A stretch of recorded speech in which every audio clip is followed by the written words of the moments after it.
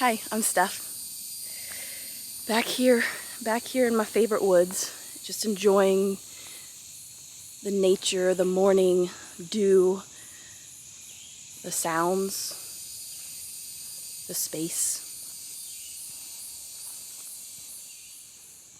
And as I'm out here, I'm really just thinking about, so after I wrote my book, Discovering My Scars, I wanted to kind of continue the story of the book and the things that I touched on in the book. And I decided to start a podcast with my good friend Beth.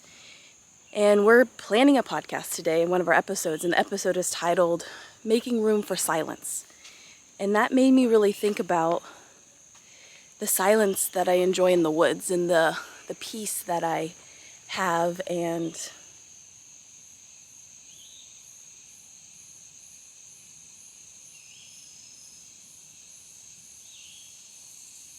the birds I hear, the cicadas, because they're everywhere.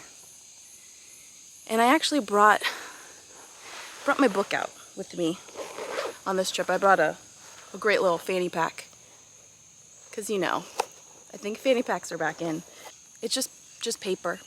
It's nothing special. This is just, one of many copies, but I don't know.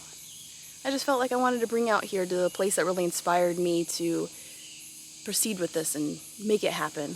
So I've talked about this in my podcast before, but I'm dyslexic, and so I have trouble reading and writing, which is kind of funny because I'm an author. Doesn't mean I can't read, doesn't mean I can't write, I just do it a little differently. And so sometimes when I read, even words I wrote, I can mess up and I need to go back. So it reminds me of a story of when I was in middle school. A previous friend of mine, basically, I messed up. I didn't want to read something in a class, and she said under her breath to her friends and said, it's because she can't read. And that's kind of stuck with me, that shame I felt in that moment. But I don't feel that shame anymore. If I'm reading and I have to start over, that's just darn okay, and I'm gonna do that. So, I don't know, I thought I would just maybe read something from it. Maybe I'll read the back cover. Let's do that. What's done in the darkness eventually comes to light. I didn't recognize this girl with the deep black bags under her puffy eyes, almost hiding the dark brown eyes within. Her lips were drained of any color.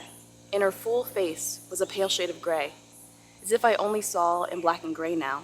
In her expression, emotionless. But in that, I could see the deep pain, fear, and lost girl within. One dramatic day in a young woman's college dorm, self-injury lands her in the surreal world of a psych ward for 74 hours. Those traumatic hours define her life for many years, until she comes to see the trauma through the lens of self-forgiveness, ongoing recovery, and God's grace of revelation. This beautiful journey of hope, strength, and healing commands attention and has a powerful message that lies in Stephanie Kasopoulos' first-person experience. Discovering My Scars is packed with revelations about what can underline inexplicable anxiety and depression, with a reminder that it's okay to discover your own scars through the process of ongoing recovery and forgiveness. So that's the back cover of my book. And by the way, that picture there, that's my leg. It really is my leg. There it is. Yeah, I'm proud of that picture. This picture was actually taken by my really good friend who I call my bro, Daniel, and it was taken in Orlando. And we put a lot of effort into getting that photo, so I was pretty proud of that.